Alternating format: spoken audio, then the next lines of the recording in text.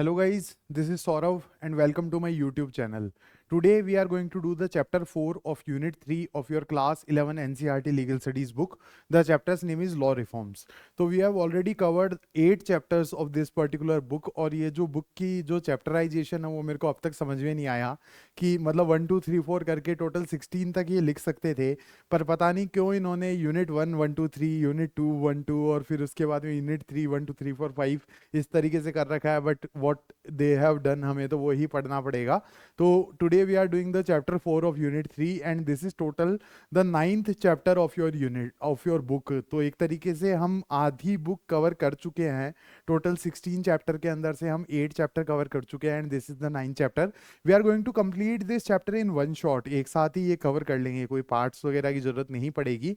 बाकी के जो 8 चैप्टर्स है वो मैंने कवर करके एक प्लेलिस्ट बना के क्लास 11 एनसीईआरटी लीगल स्टडीज नाम से मेरे चैनल के ऊपर अपलोड कर रखी है. अदरवाइज इसी वीडियो के डिस्क्रिप्शन के अंदर आपको उन सारे वीडियोस के लिंक्स भी मिल जाएंगे. ओके, तो जो यूनिट्स है उसका नाम है jurisprudence, nature and sources of law, और ये जो चैप्टर है इसका नाम है law reforms. This lecture is being presented by me Saurabh Raj Biwal. I am a graduate of National Law University Jodhpur and a lawyer by training. Before starting with the lecture we shall be looking at the contents first. ठीक है, contents के अंदर ये सारे के सारे topics हम cover करने वाले हैं, तो एक एक करके इनको देख लेते हैं. तो we will start with the meaning and importance of law reforms कि एग्जैक्टली लॉ रिफॉर्म्स होते क्या है और इनकी इंपॉर्टेंस क्या है ये हम देखेंगे.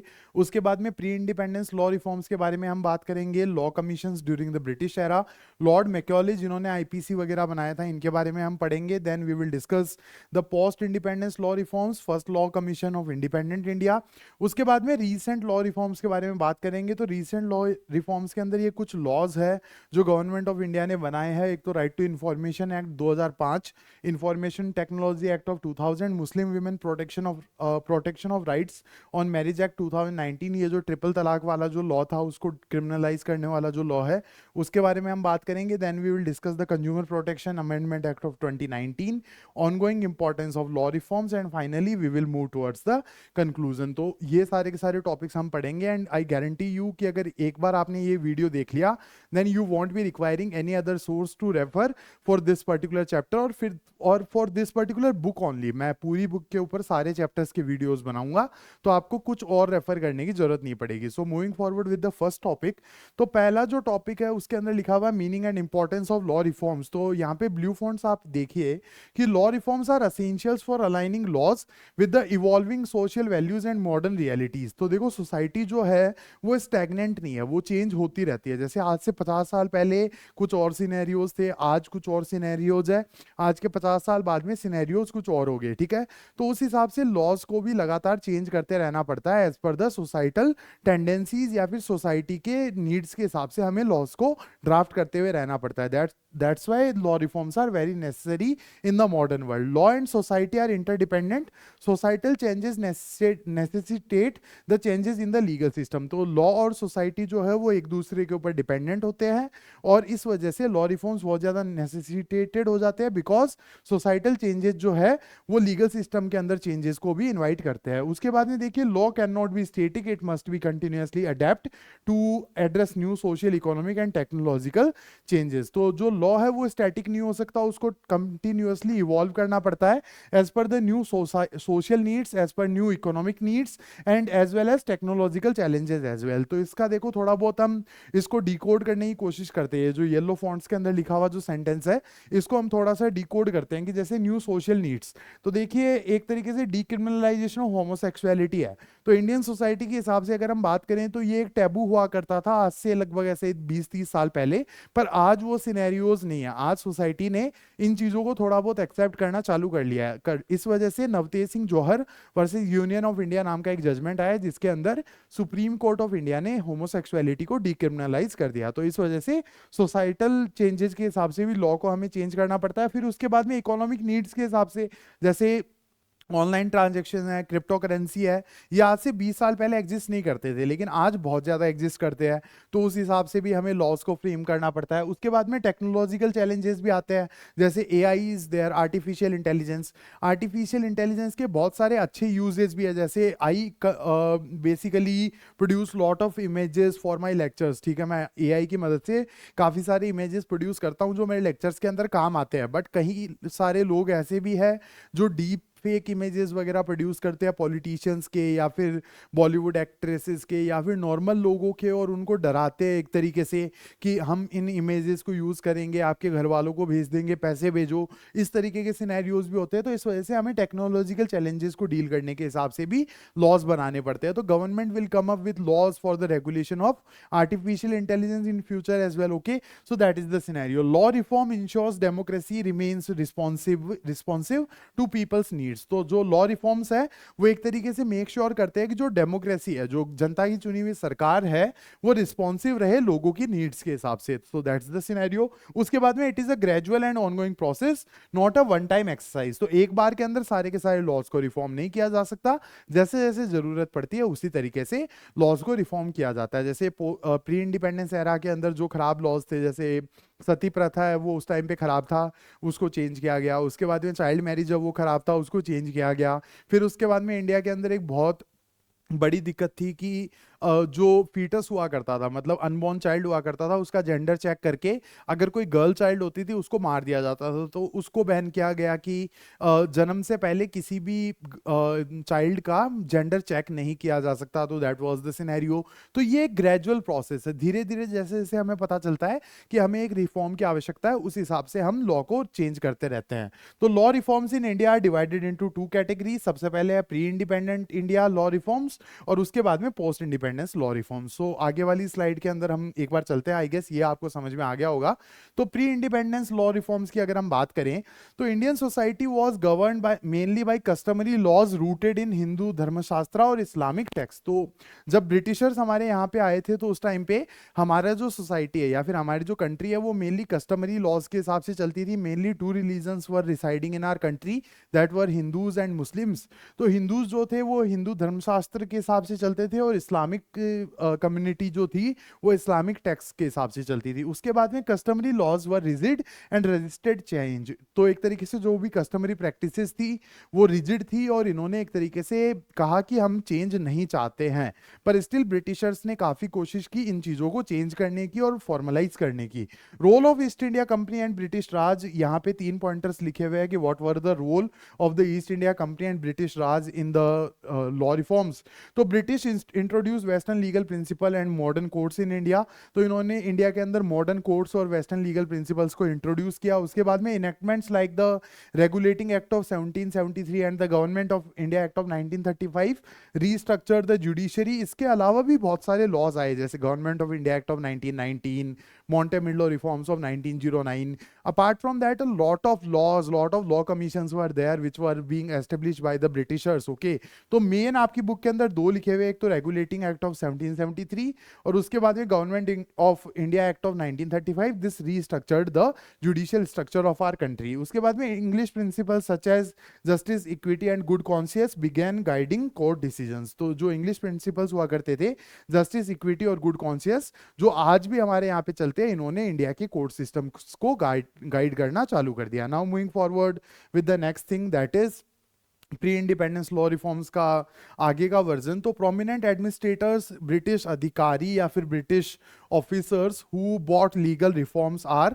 तो सबसे पहले we have Warren Hastings. He established अदालत, courts and laid foundations for judicial reforms. तो ये चीज एमसीक्यू के हिसाब से इंपॉर्टेंट है गाइस, इनका नाम याद रख लेना. वैरेन हेस्टिंग्स ने अदालत, कोर्ट्स को एस्टेब्लिश किया और फाउंडेशन डाली फॉर द जुडिशियल रिफॉर्म्स. उसके बाद में लॉर्ड कॉर्नवालिस, इन्होंने इंट्रोड्यूस किया कॉर्नवालिस कोड और उसके अलावा रिस्ट्रक्चर किया कोर्ट्स और लीगल प्रोसीजर्स को. उसके बाद में विलियम बेंटिक नाम के एक ब्रिटिश ऑफिसर थे, ही advocated for abolition of sati and modernized the legal practices. So these were the pre-independence law reforms. Now I shall be moving forward with an important announcement. तो guys जितने भी notes और PDFs मैं use कर रहा हूँ अपने lectures के अंदर, so this is the ninth chapter which I am covering for class 11 legal studies. उसके अलावा class 12 के भी जितने भी legal studies के notes हैं वो मैंने live कर रखे हैं अपने टेलीग्राम चैनल के ऊपर. तो this is the Telegram channel. अगर आप मेरे यूट्यूब चैनल का नाम टाइप करोगे टेलीग्राम के ऊपर तो ये आपको मिल जाएगा. तो all the notes which I am using are free of cost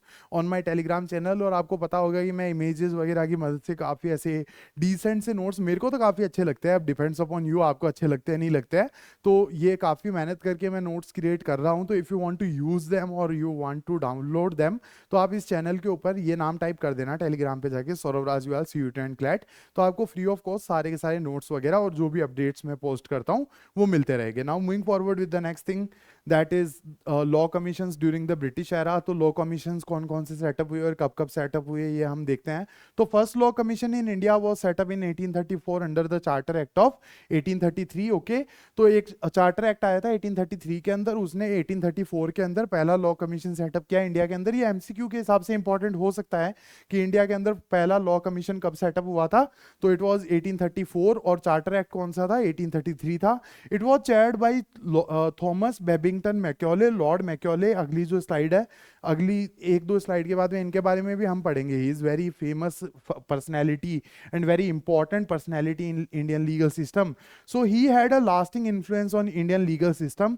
की contributions of the first law commission was drafting of the Indian penal Code IPC, later enforced in 1860. ठीक है, इंडियन पीनल कोड इन्होंने बनाया था Lord मैक्योले की chairmanship के अंदर. जो पहला लॉ कमीशन बना था, they made the Indian penal code, और ये 1860 के अंदर एनफोर्स कर दिया गया था. उसके बाद में foundation laid for the criminal procedure code CRPC as well.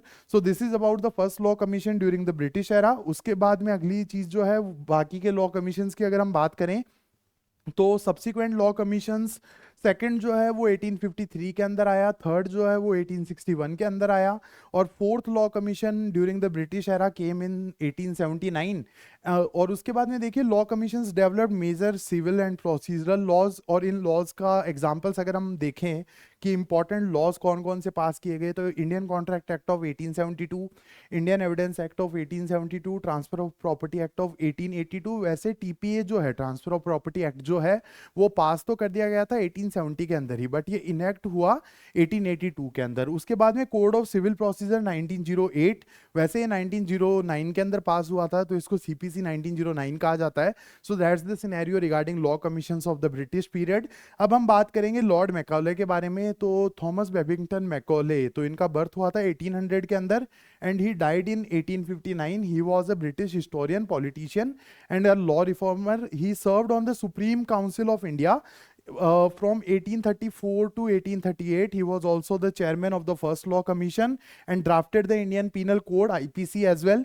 He authored the famous minute on Indian education promoting English education in India. तो इंडिया के अंदर जो इंग्लिश एजुकेशन है उसको प्रमोट करने में भी इनका बहुत बड़ा हाथ था.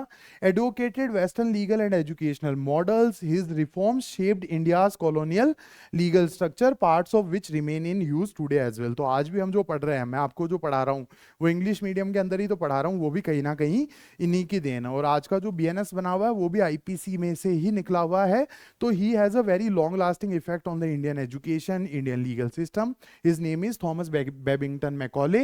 1800 के अंदर बर्थ है, 1859 के अंदर इनकी डेथ हुई थी. इनके नाम पे एक छोटा सा बॉक्स आपकी बुक के अंदर दिया हुआ है. उसके बाद में he played a critical role in legal modernization of our country as well. Okay, so we are done and dusted with Thomas Macaulay की थोड़ी सी biography. Now moving forward with the post independence India law reforms. तो after 1947 a strong constitutional framework guided legal reforms. तो हमने constitution बना लिया था 1950 के अंदर, तो उसके हिसाब से ही हमने सारे के सारे लॉ रिफॉर्म्स किए. The Constitution of India became the central authority for all new legislation. Fundamental rights, directive principles become the touchstone for social justice and reform. तो फिर उसके बाद में जितने भी लॉ रिफॉर्म्स किए गए वो सारे के सारे फंडामेंटल राइट्स और डायरेक्टिव प्रिंसिपल्स के हिसाब से ही किए गए. Article 372 allowed continuation of colonial laws but demanded review and reform in tune with Indian values. तो जो कॉन्स्टिट्यूशन ऑफ इंडिया का आर्टिकल 372 है वो कहता है कि कॉलोनियल लॉज को आप कंटिन्यू कर सकते हो but they should be in line with the Indian constitutional values. अगर वो उसके अगेंस्ट है तो उनको रिमूव करना पड़ेगा या फिर आप उनको कंटिन्यू कर सकते हो। तो एक तरीके से आईपीसी चला आ रहा था, अब तक चला आ रहा था 2023 तक, उसको अब बदला गया है। सीपीसी अब तक चल रहा है, इंडियन कॉन्ट्रैक्ट एक्ट अब तक चल रहा है। तो दैट इज द सिनेरियो। तो जो चीजें इंडियन कॉन्स्टिट्यूशनल फ्रेमवर्क के साथ चल रही है उनको अब तक कंटिन्यू किया गया, अदरवाइज उनको चेंज कर दिया गया है। So that's the scenario. Now moving forward with the next thing, that is the first law commission of independent India. तो ये कब कॉन्स्टिट्यूट किया गया था? Again very important from the MCQ perspective guys, 1955 के अंदर कॉन्स्टिट्यूट किया गया था first law commission of independent India. It was constituted in 1955 under the chairmanship of MC Setalvad. Okay, तो मेरा जो हॉस्टल था, कॉलेज हॉस्टल जो था एनएलयू जोधपुर के अंदर, उसका नाम भी एमसीएस हॉस्टल था। तो वो इनके नाम पे था, एमसी सेटलवाद हॉल से उन्हें कहा जाता था मेरे हॉस्टल को। तो he was the chairman of the first law commission of independent India, India's first attorney general as well. ठीक है, तो इससे बहुत सारे एमसीक्यू बन सकते हैं। पहला लॉ कमीशन एस्टेब्लिश कब हुआ था इंडिपेंडेंट इंडिया का? 1955 के अंदर। उसके चेयरमैन कौन थे? एमसी सेतलवाद थे। उसके बाद में इंडिया के फर्स्ट अटॉर्नी जनरल कौन थे? He was also MC Setalvad. Okay, और उसके बाद में इनका जो आर्टिकल है अटॉर्नी जनरल का, that is article 76 of the Constitution of India. तो ये भी एक एमसीक्यू का क्वेश्चन बन सकता है, ये चीजें आप नोट डाउन कर लेना। Since then, 20 law commissions have been formed recommending reforms across criminal law, civil law and personal laws. Okay, उसके बाद में 20 law commissions बन चुके हैं और इन्होंने बहुत सारे recommendations दिए हैं regarding personal laws, family laws, civil, criminal and other laws. Okay, उसके बाद में commissions play an advisory role but significantly influence legal policy making.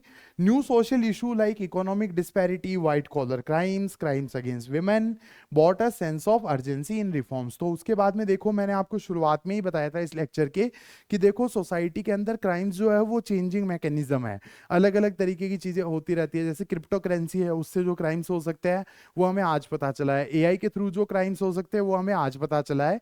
तो इस वजह से हमें लॉ रिफॉर्म्स करते रहना पड़ता है। तो जो ये एडवाइजेज है वो लॉ कमीशंस हमारी गवर्नमेंट को टाइम टू टाइम प्रोवाइड करते रहते हैं। Now moving forward with the next thing guys, that is recent law reforms in India. कौन कौन से लॉज है जो गवर्नमेंट ऑफ इंडिया ने पास किए इन द रीसेंट टाइम्स? तो पहला है right to information act, RTI act of 2005। It is aimed at creating transparency in the government functioning. मतलब अगर आपको कोई भी सरकारी काम या सरकारी खर्चे के बारे में जानकारी चाहिए तो आप एक आरटीआई फाइल कर सकते हो और सरकार को उसे रिप्लाई करना ही पड़ेगा। ये राइट टू लाइफ का एक एक्सटेंशन माना जा सकता है और इसको एक स्टैट्यूटरी लॉ के रूप में भी ड्राफ्ट किया गया है। Enacted after persistent advocacy bye anti corruption groups, empowers any Indian citizen to request information from public authorities। आप कोई भी इंफॉर्मेशन मांग सकते हो पब्लिक अथॉरिटीज से, लेकिन वो नेशनल सिक्योरिटी से रिलेटेड नहीं होनी चाहिए। नॉर्मल खर्चे वगैरह की कि गवर्नमेंट ने कोई रोड बनाई, कितना खर्चा लगा, कितना टाइम लगा, इस तरीके की चीजें आप इंफॉर्मेशन मांग सकते हो being a citizen of the India and being a tax payer. Okay, the public authority must respond within 30 days, failure invites penalties. This promotes accountability and empowers the citizens against bureaucratic secrecy। So this is a एक तरीके से empowering tool for the citizens जो bureaucracy को accountable कर सकता है। तो पहला लॉ रिफॉर्म जो है that is right to information act. ठीक है, इस इमेज के अंदर भी आप देख सकते हो transparency in governance, citizen can seek information, 30 day response का रूल है, ensures accountability. So that's the scene regarding RTI act of 2005। Now the next law that is being passed is the information technology act, IT act of 2000। इसका जो अगला chapter है that is the cyber crime वाला chapter, उसके अंदर तो हम information technology act को बहुत ज़्यादा डीप के अंदर पढ़ेंगे, लेकिन अभी इसका एक ब्रीफ इंट्रोडक्शन हम कर लेते हैं। तो it was enacted in 2000। The information technology Act is based on the UNCITRAL model law on electronic commerce 1996। ठीक है, तो यूनिसिटरल गाइडलाइंस थी, उसके हिसाब से बनाया गया है ये वाला जो लॉ है। मतलब एक यूएन की गाइडलाइंस थी, यूनाइटेड नेशंस की गाइडलाइंस थी, उसके हिसाब से हमने ये लॉ बनाया है। This provides legal recognition to electronic records and digital signatures in India, serves as the primary law regulating cyber crimes, online fraud and data protection। तो एक तरीके से ये रेगुलेट किसको करता है? साइबर क्राइम को रेगुलेट करता है, ऑनलाइन फ्रॉड को रेगुलेट करता है और डेटा प्रोटेक्शन को भी ये वाला जो लॉ है वो रेगुलेट करता है। उसके बाद में facilitates secure digital transaction, e commerce and online contracts as well. ठीक है, तो एक तरीके से जो डिजिटल ट्रांजेक्शन हम करते हैं ना यूपीआई वगैरह, उनको ये सिक्योर करता है। ई कॉमर्स जो फ्लिपकार्ट अमेजोन वगैरह से हम कोई सामान मंगाते हैं उसको ये देखता है, और फाइनली ऑनलाइन कॉन्ट्रैक्ट्स भी ये देखता है। empowers the government to monitor, intercept and block data for cyber security and national interest। तो गवर्नमेंट जो है वो नेशनल इंटरेस्ट पे या नेशनल सिक्योरिटी के लिए एक तरीके से कई सारे डेटा को ब्लॉक भी कर सकती है, उसके अलावा कई सारे पोस्ट को डाउन भी कर सकती है, डेटा को मॉनिटर कर सकती है, इंटरसेप्ट कर सकती है। ये सारे के सारे पावर्स भी गवर्नमेंट को इंफॉर्मेशन टेक्नोलॉजी एक्ट 2000 प्रोवाइड करवाता है। उसके बाद में widely applied in India's growing digital economy. तो इंडिया की जो डिजिटल इकोनॉमी है या फिर इंडिया का जो डिजिटल इकोन सिस्टम है वो बहुत तेजी से बढ़ रहा है, तो इस वजह से ये लॉ काफी इंपॉर्टेंट हो जाता है। तो that is about the information technology act of 2000। Now moving forward with the next thing, that is Muslim women protection of rights on marriage act of 2019, जिसने ट्रिपल तलाक को अनकॉन्स्टिट्यूशनल कर दिया था। तो criminalizes the practice of instant triple talaq among Muslims, passed by parliament following the Supreme Court's 2017 decision declaring triple talaq as unconstitutional। Okay, protects married Muslim women from arbitrary and unilateral divorce। तो पहले क्या हुआ करता था, मुस्लिम customary laws के अंदर ये practice हुआ करती थी कि किसी हस्बैंड ने अगर 3 बार तलाक बोल दिया, तलाक तलाक तलाक, तो क्या होता था, एक तरीके से डाइवोर्स हो जाता था। लेकिन इसको इस लॉ के थ्रू, एक सुप्रीम कोर्ट के जजमेंट के थ्रू क्रिमिनलाइज कर दिया गया। Symbolic of legal intervention for gender justice within personal laws. तो एक तरीके से ये सिंबॉलिक है कि अगर कोई भी पर्सनल लॉज या फिर कोई भी कस्टमरी लॉ अगर आर्बिट्रेरी होगा, मतलब मनमानी वाला होगा या फिर एक तरीके से डिस्क्रिमिनेटरी होगा, तो सरकार इंटरवीन करेगी, रिफॉर्म करेगी। सो that's the scenario. Now moving forward with the next thing, that is the consumer protection amendment act of 2019। तो वैसे तो देखो कंज्यूमर प्रोटेक्शन एक्ट है वो ओरिजिनली पास हुआ था 1986 के अंदर, लेकिन इसको अमेंड किया गया, मतलब चेंज किया गया 2019 के अंदर। तो this replace the consumer protection act of 1986 to address the modern day consumer issues focused on protecting consumers from unfair trade practices, online fraud and fake advertising. ठीक है, तो ये एक तरीके से कंज्यूमर्स मतलब जो भी ग्राहक है, जो लोग सामान वगैरह खरीदते हैं, उनको बचाता है किससे, अनफेयर ट्रेड प्रैक्टिसेस से, ऑनलाइन फ्रॉड से और फर्जी एडवर्टाइजिंग से। Introduce new mechanisms for grievance redressal and e commerce regulation. अब इसके फीचर्स देख लीजिए, consumers can now file complaints where they reside, not just where the seller operates. तो पहले क्या हुआ करता था, जहां से सेलर ऑपरेट करता था आप वहीं एक तरीके से कंप्लेन फाइल कर सकते थे, लेकिन अब आप जहां रहते हो वहां पे भी कंप्लेन फाइल कर सकते हो। Suppose that you reside at Jaipur और आपने फ्लिपकार्ट से कोई सामान ऑर्डर किया और कोई फ्रॉड हो गया आपके साथ, और जो सेलर है वो बेंगलोर रहता है, तो पहले आपको बेंगलोर जाके कंप्लेन फाइल करना पड़ता था, तो वो बहुत ज्यादा मुश्किल होता था। But right now you can file a complain from Jaipur only. Okay, so that's the scenario. उसके बाद में e filing of complaints is permitted, no court fees required for claims under 5 lakh rupees. तो आप ऑनलाइन कंप्लेन फाइल कर सकते हो second point के under, 5 lakh से नीचे का अगर क्लेम है तो कोई कोर्ट फीस नहीं लगेगी। Consumers can represent themselves via video conferencing, तो online complaint filing can be done, that is also one of the benefit of this law.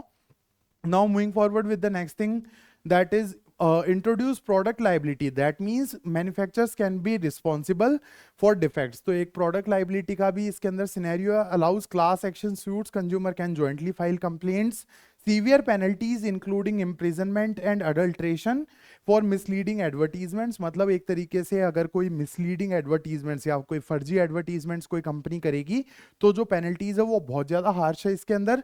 Celebrities endorsing misleading advertisements can be banned from future endorsements as well। अगर कोई celebrity जो है वो इस तरीके के advertisements करेंगे जो मिसलीडिंग है तो उनको आगे एडवर्टीजमेंट करने से बैन कर दिया जाएगा। उसके बाद में e commerce platforms must disclose the product details including country of origin. तो जो ऑनलाइन प्लेटफॉर्म्स है ना, अमेजोन, फ्लिपकार्ट, मिंत्रा वगैरह, इनको हर चीज डिस्क्लोज करनी पड़ेगी रिगार्डिंग द प्रोडक्ट।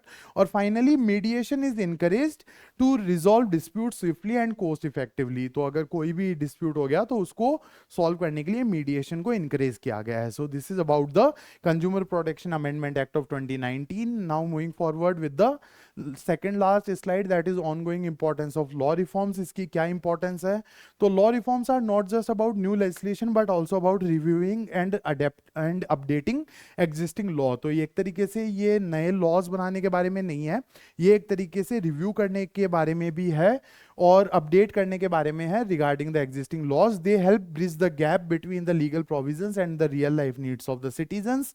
ठीक है, तो जो लीगल प्रोविजंस है और जो रियल लाइफ सिनेरियोज है उनके बीच में जो गैप आ जाता है उनको लॉ रिफॉर्म्स एक तरीके से ब्रिज करते हैं। उसके बाद में दे ensure that justice delivery keep space with the socio economic and technological transformations in the society. तो सोसाइटी जो है वो चेंज होती रहती है, उस हिसाब से लॉ भी चेंज करते रहने चाहिए। That is the main purpose of law reforms. Commissions, courts, activist and citizens all play vital roles in the process of reform. तो लॉ कमीशंस हो गए, कोर्ट्स हो गए, एक्टिविस्ट हो गए, सिटीजन्स हो गए, ये सारे के सारे एक रोल प्ले करते हैं लॉ रिफॉर्म्स के अंदर। Now moving forward with the last slide, that is the conclusion. तो देखो, law reform is a continuous and essential process in a vibrant democracy. एक बार में नहीं होता है, लगातार हमें चेंजेस करते रहना पड़ता है लॉ के अंदर, तभी रिफॉर्म्स हो पाते हैं। From colonial codifications to the modern legislations like RTI and the IT Act, Indian legal history reflects adaptation and evolution. ठीक है, तो इंडिया का जो लीगल इकोसिस्टम है वो लगातार इवॉल्व कर रहा है। From customary laws to the right to information act, we have come along a very long वे।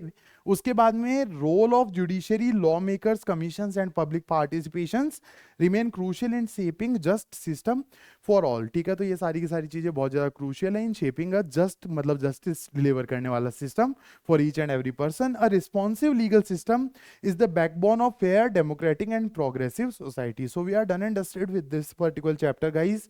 ये मैंने पूरा कर लिया है। टेलीग्राम चैनल मैंने आपको बता दिया है, ठीक है, वहां से आप ये नोट्स वगैरह एक्सेस कर सकते हो। ओके, आई गेस ये अटक गया है थोड़ा, ठीक है। So we are done and dusted with this particular chapter, guys. This lecture was being presented by me, Saurav Raj Biwal, law reforms, chapter 4 of the unit 3 jurisprudence we are done and dusted with. I will see you with the next chapter, that will be chapter 5, that is regarding cybercrime. Thanks a lot, guys.